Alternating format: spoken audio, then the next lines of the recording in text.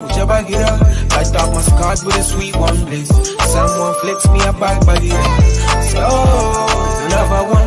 It's another one, yeah. It's a full span, yeah. Oh, it's another one. It's another one, yeah. What's going on, guys? Welcome back to the Stay Within show presented to you by iBoxingHub. I'm joined by my man Ray. How you doing? Doing all right, thank you, man. Another day, another dollar. We keep it moving. How about yourself? Not too bad, man. Before we go into the show, just a bit of quick information. We're now actually sponsored by D-Rock Clothing. So head on to the website, type in the promo code iBoxingHub24, get yourself 40% off site worldwide. And the website that you guys actually need is d-rock.uk.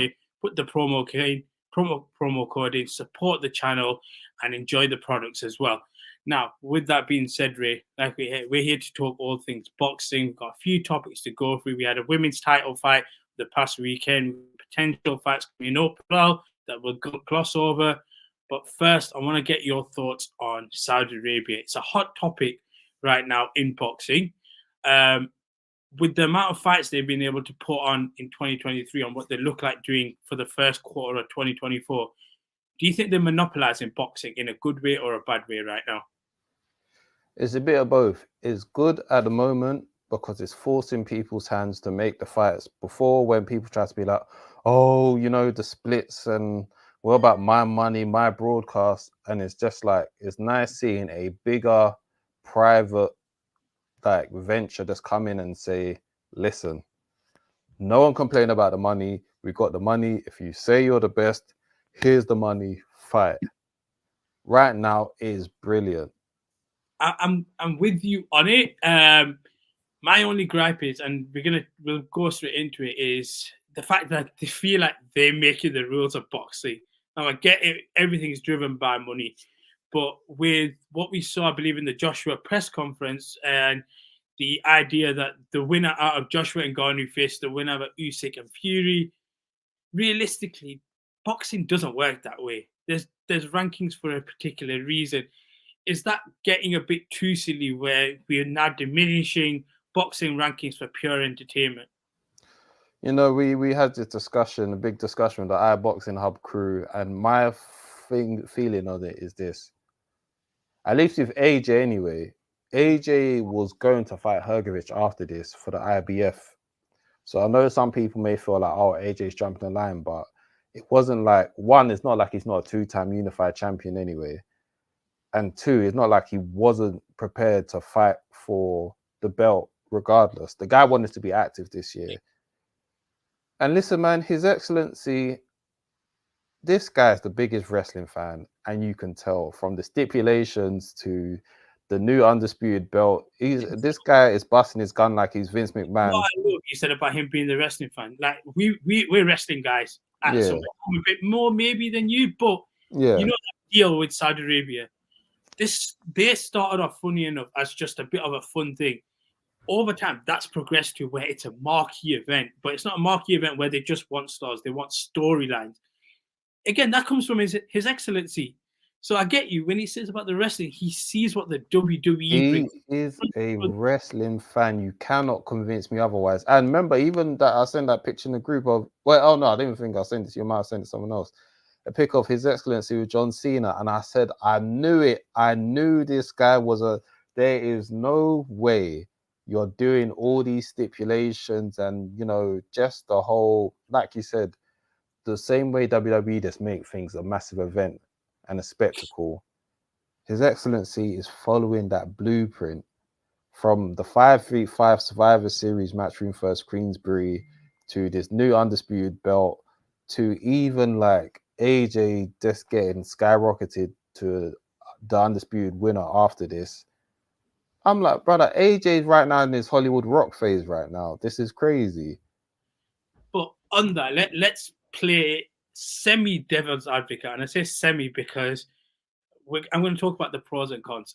If Fury beats Usyk, Joshua beats Ngannou, based off what His Excellency was saying, he wants to get them two guys to fight in Saudi Arabia. We said it on our previous video as well, where that was one of the fights we wanted to bring into the UK. that happens in Saudi Arabia, is there a bit of a sour touch? And I say only a little bit because if we're being real, it's going to happen at Wembley Stadium or wherever. And the cost of it's going to be so much that the average fan can't really watch. So does it matter too much that it may happen in Saudi Arabia? Yes and no. I think yes, because obviously there are going to be some actual British fans that are going to get screwed over in this fight. At the same time, this is the great equalizer in the fact that for a long time, British fans have disrespected a lot of their fighters. They've disrespected. I'm even gonna let me just go straight into it. They've disrespected AJ and how he's held up the division when everyone else was moving silly. He brought back big stadium fights, even though I know there's gonna be Froch fans chatting rubbish about, oh, but Froch, yeah, that's nice. AJ done it multiple times on the biggest stage. Let's get one thing straight, yeah. I partially feel like this is a big time to show people do not take granted of great stars when they're here, because them choosing to go Saudi, people are going to be like, oh yeah, but what about us? It's like, this is the same guy you lot were cussing and saying this, that, and the third, you're washed, you're this, you're that, you can't do this, you can't do that. So guess what? When he takes the money, don't start complaining and saying now, oh, but we want to see you. Brother, you was cussing him out. So many fans were getting ready to boot AJ on his way out here. And now all of a sudden, when the possibility of undisputed between two UK fighters goes to Saudi, or what? Now you want to act like your fans. Now you want to act like you already love them. It's just like, listen, man, we have to hold that. If that's the case, we have to hold that because we didn't appreciate them. And this is, when I say we, it's not me because I'm a big AJ supporter, but it's just me in regards to saying, as a whole, if you don't appreciate certain things, this is what can happen. And I feel like the economy that boxing is in right now is not solely due to promoters, but everyone from the fighters pricing themselves out to not wanting to protecting their O's, to promoters being greedy, and to fans also just being fickle. And now that someone's got enough money to just be like, yo, just do it my way, don't cry, don't beg. I was going to say, with this though, are we losing, I guess, that little promotional battle between companies like Queensberry, Matchroom and stuff, because it seems like they're just working. It sounds weird, but they're just too nice together because obviously we know the money's being thrown out there, but is it a bit too nice? Like it looks a bottom bit too fake, or do you not care about it? Just get the fights on and stuff. It is not being. Here's the thing: a lot of the fights and tension came before from people trying to get the bigger splits. So then now that everyone's getting the bag, I don't need to worry about if you're Eddie or Frank. You're just like, there's no animosity for now anyway. For now, because we are all getting the bag. So now it comes down to competitiveness of their fighters. They're still going to have pride on the line, but it just won't be as heated as it has been in the past because no one needs to argue about splits no more. No one needs to argue about network. There is someone that is, putting the bill down for everything. So guess what? The rivalry between them is not going to be as much, but don't think for a second that it's not in them to still want to be the best. It's just a case of, guess what? We don't need to be as vicious towards each other now that there's someone that's willing to foot the bill. Because I said this before, what I don't want people to be is too reliant on the Saudis, because everything is about balance. We still need the UK promoters to come back to the UK and do your job of building the sport back here. And this comes back to Boxer, which you mentioned, but we'll get to that when we get to that. I went on a tangent, sorry. I was going to say, no, let's go with Boxer then as well, because you'll see, we'll talk about the fight that happened over the past weekend, but you see the roster they've got, obviously predominantly more British, predominantly more uprising talent. Some obviously are a bit older, such as the women in some ways, but it's a different ball game there. If guys that are coming up, for example, and fit the Boxer pedigree, will they potentially look and think, maybe we don't want to sign to Boxer because Matchroom is here in Saudi Arabia getting money. And at what point do you think Boxer will feel like they're missing out, or will they not? Boxer's already missing out. Boxer's already missing out. The only thing on Boxer's side is that they also don't have stars right now to be forcing their way in. The only star that can potentially force their way into the Saudi bag is the winner of Buatsi Aziz. Might be like, all right, cool. You know, if they go on to do big things, guess what? I also want to be part of this. But right now, I think Boxer's focus needs to be put on great UK events. And the only issue is Boxers now hasn't got the best rep with the fans. And a lot of fans are losing patience because they feel like you've got the Sky Sports machine behind you and you're dropping the ball. You've had so many fights that you could have done and you're dropping the ball. And what's crazy is that Boxer started off so well because they secured the fight for Khan versus Brook. But I just feel like their model of promotion, or I don't know what it is, they just keep on dropping the ball. And as much as people try to cuss Eddie Hearn, one thing I will say is this guy, it goes back to you saying, are these promoters competitive? Eddie Hearn loves it. Through the losses, through the wins, this guy is, brother, I don't know if you've ever seen the end of The Wire when Marlo tries to go out of the game and then he goes back to the street in like the final scene. He loves it.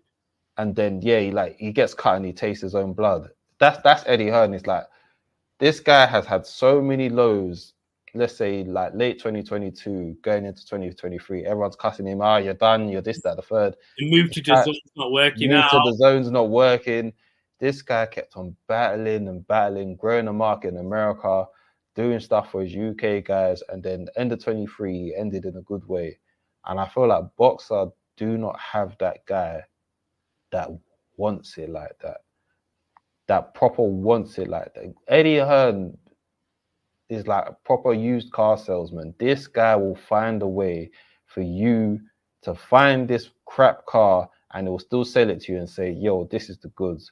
Whereas Boxer, it's like they've just plateaued. I was going to say... And it's not plateaued at a high level either. Yeah. Let's go into Boxer then, because on the weekend, they did host in Liverpool Tasha Donas versus Michaela Meyer for the IBF featherweight title. Sorry, not featherweight, welterweight, sorry, title. And it was Natasha Jonas winning a split decision. Bit of controversy on the actual decision itself. What was your take on the fight itself?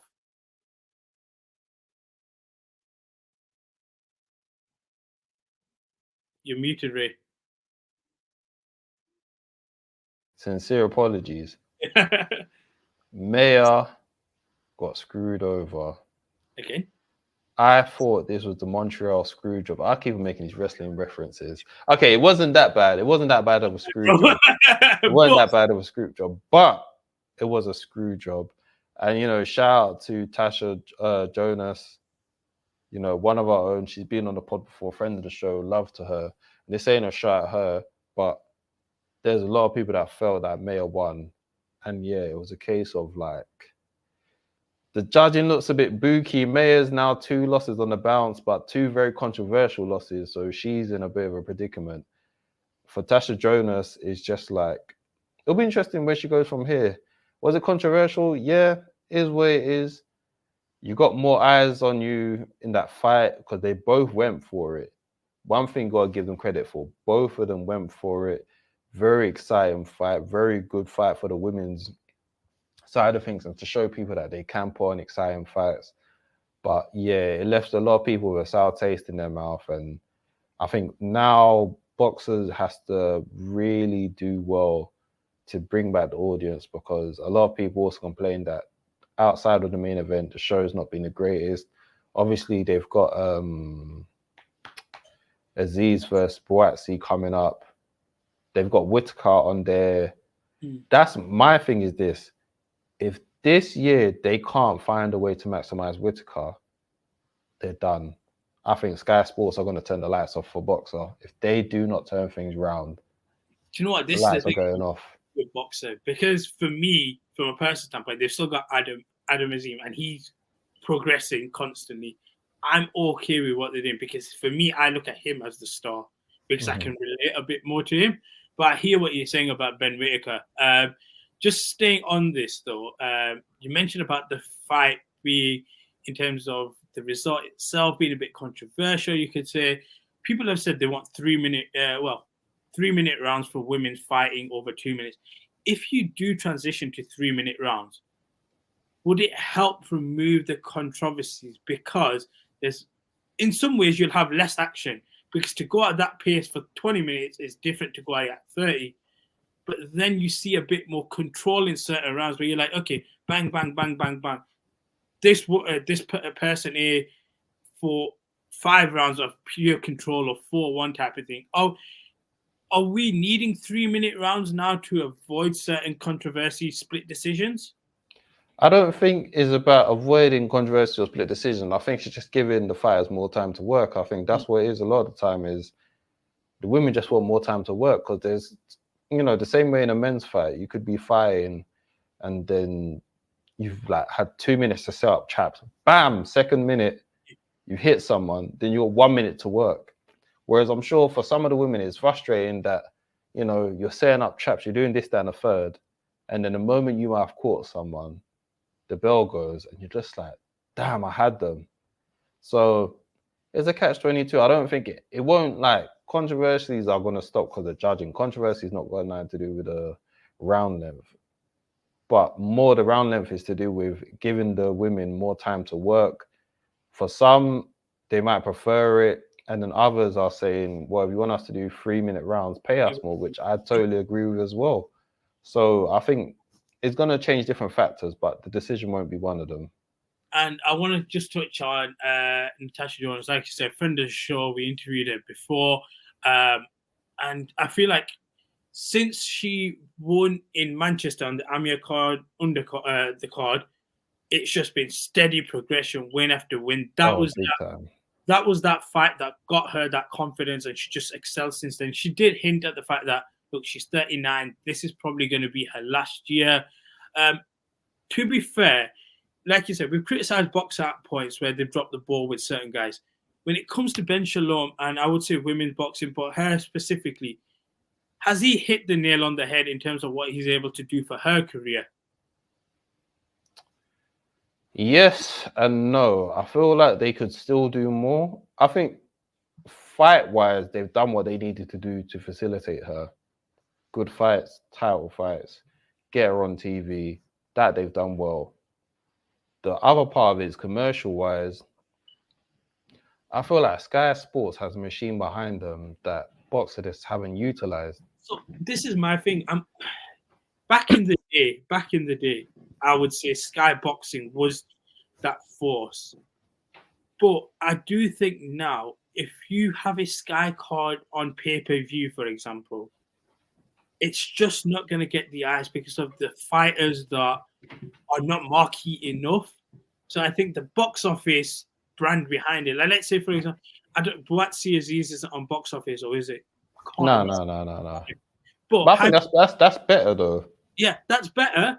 But at the same time, I think when you have that money that used to come from box office, it allowed you to then pump in. And I think, I don't say box office model is dead or pay-per-view, but I think it is at this moment where for boxer, they've got to promote an event with 2 marquee stars. And I think that's where they're struggling. I know they got the Sky Machine, but I think the Sky Machine is probably more invested in other sports at this moment. They are, but at the same time, this is the same Sky Machine. This goes back to describing Eddie Hearn saying he wants it more. This is the same Sky Machine that Eddie had, and he made stars out of it. Eddie brought back big-time boxing, whether it's through the Groves fight, whether it's through building up AJ to the box office star that he is. It's like Eddie made a way. He grafted. He does media the whole lot of time. I've seen people like media rounds for fights, and they're saying Eddie is there doing all sorts of interviews. Is like, this guy will literally talk to anyone that wants to speak because he's that determined to promote the fight. And I just feel like boxer lacks that. And then the commercial presence, like you need, maybe I don't watch Sky Sports News like that, but you need more of your guys on Sky Sports News at prime time promoting their fights. As far as my thing, like I said, I don't watch Sky Sports News fully, but I can assure you it's not in the ticket. Or if it is, even if an event's happened, there'll be Premier League, potentially golf. Then they'll look at it, and then you're looking at 40 minutes into. And don't get me wrong, I get it. The Premier League's the most watched thing. But golf, don't let golf. How's golf gonna come in there and you're boxing? Like I'm so sorry. I'm sorry. You are boxing. How are you letting golf step on your trap like that? That's crazy. No, I hear golf. It. And listen, no disrespect to golf. No disrespect to golf, yeah. But boxing is a sport that's more well-renowned than golf is. It just is. I'm not comparing quality of the sport. They're very two different sports in that regard. If we're talking about world-renowned, boxing is way more world-renowned than golf is. How are you letting golf highlights be getting more limelight than boxing? And it's crazy because I'm even seeing the culture shifts so much that now Sky Sports is reporting on MMA. And before, Sky Sports used to turn their nose up at MMA, acting like it was better than MMA. And the fact that this is a testament to the UFC and MMA and how it's promoted itself so well over the years. Let's also remember, where's the UFC on? It's on TNT. It's on literally exactly. And they're still begging. Them lot are still begging to speak to Leon Edwards.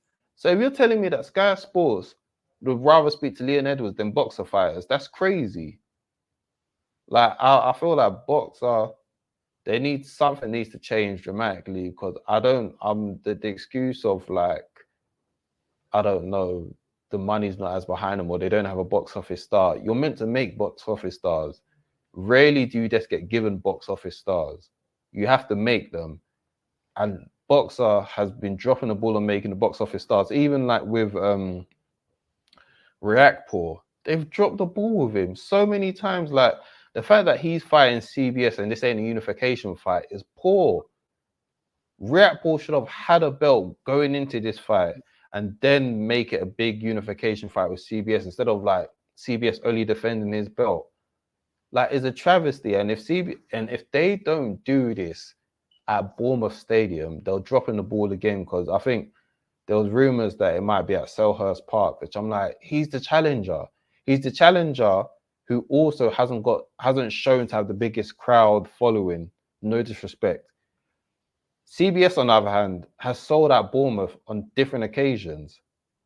Give him his just due as the cruiserweight champion and make that a big fight in Bournemouth and make it a big night. Because I think in recent memory, that's the only big fight that boxers had is when CBS became champion against Okoli, whenever it was last year. And it made, I feel like that was good promotion in that someone who, not my words, but how others might feel, someone like CBS who might not be as talented as some of the other cruiserweights, they maximized him being the local boy to Bournemouth, having the local crowd following him, and just him being a charming guy that he is. And for me, I still don't think they maximized CBS as much as they should have. For me, CBS should be a bigger star.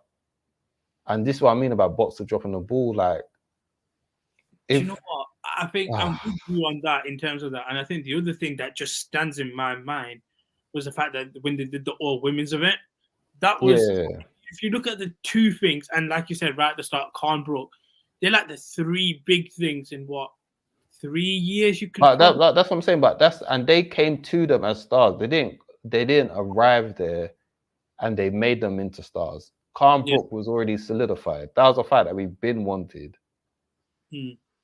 Now with that, let's just move on quickly. Then there's two rumored fights that are meant to be happening. We don't know when. Well, we kind of have one specific date and being focusing on Canelo, but we don't know when the other one will be. So let's just touch on Canelo first. We spoke about him in our first video on iBoxingHub, and it was Benavidez Wonder fight. Apparently, the rumor is he might fight in May against Jamal Charlo. Now, obviously, he did what he did against Jamal. Is it just a case of, like I said, I personally thought he's going to have a stopgap fight as well. Is this that fight where you just is it? It's going to sound controversial. Is it going to get to a point where we're not necessarily not interested in Canelo, but we're just interested in one fight to the point where we don't care? Like I'll care obviously, but will it get to a point where there will be certain boxing fans that are like, we don't care, just make the fight we want now?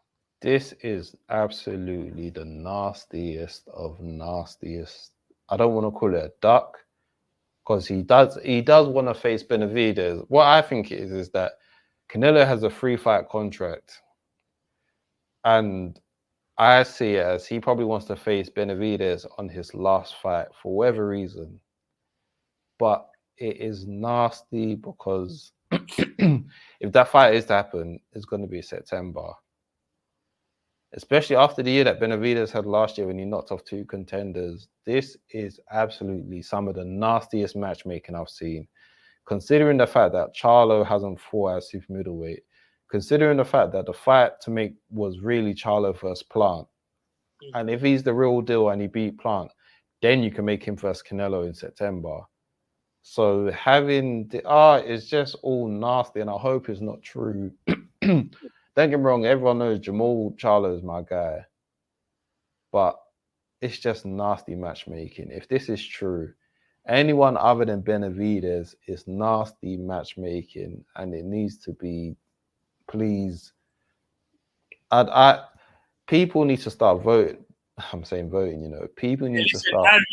I remember the Mayweather poll. He never followed through with this, so forget voting. Yeah, we were meant to have that card fight. He took Maidana, took a rematch, and ducked Khan.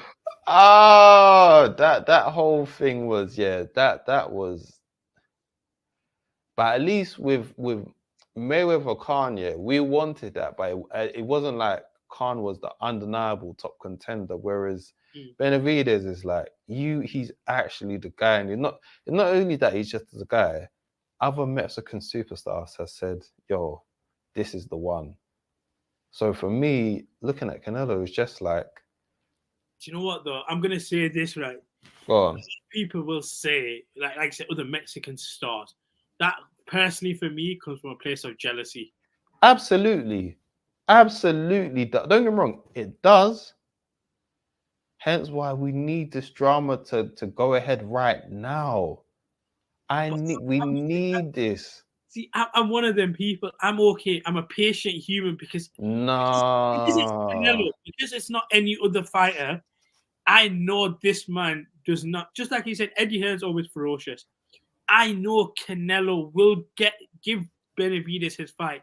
So I'm okay. Let it simmer. September though. Nah, that's nasty. There's no excusing it. The thing is, listen, there's enough events for me to go to before. Nah, I'm sorry, man. We can't excuse. Do you know what? Yeah, because it's like when we were talking last week about Better Beef and Bivol, and I said, you know what?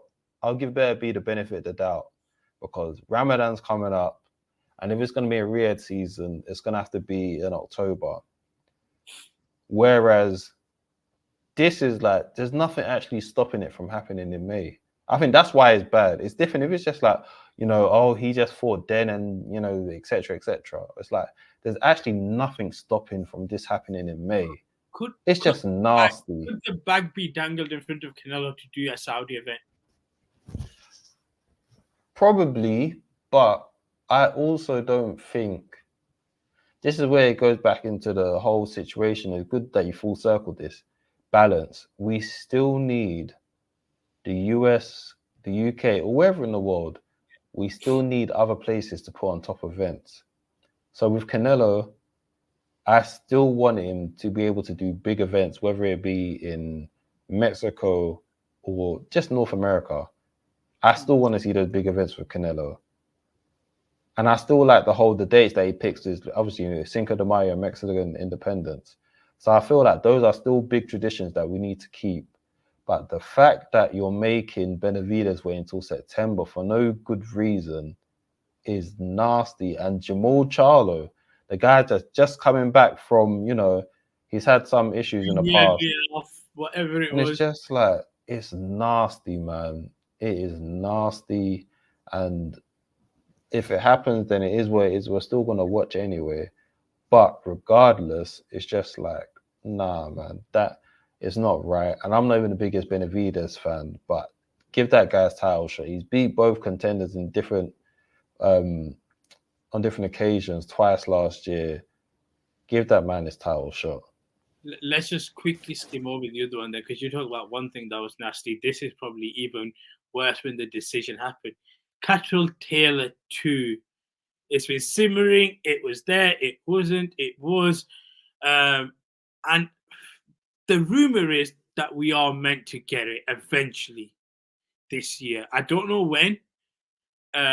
And I don't know how they're going to do it, because Josh Taylor, for me, just doesn't look like a 145 at this point in time. Like, his body just can't do it.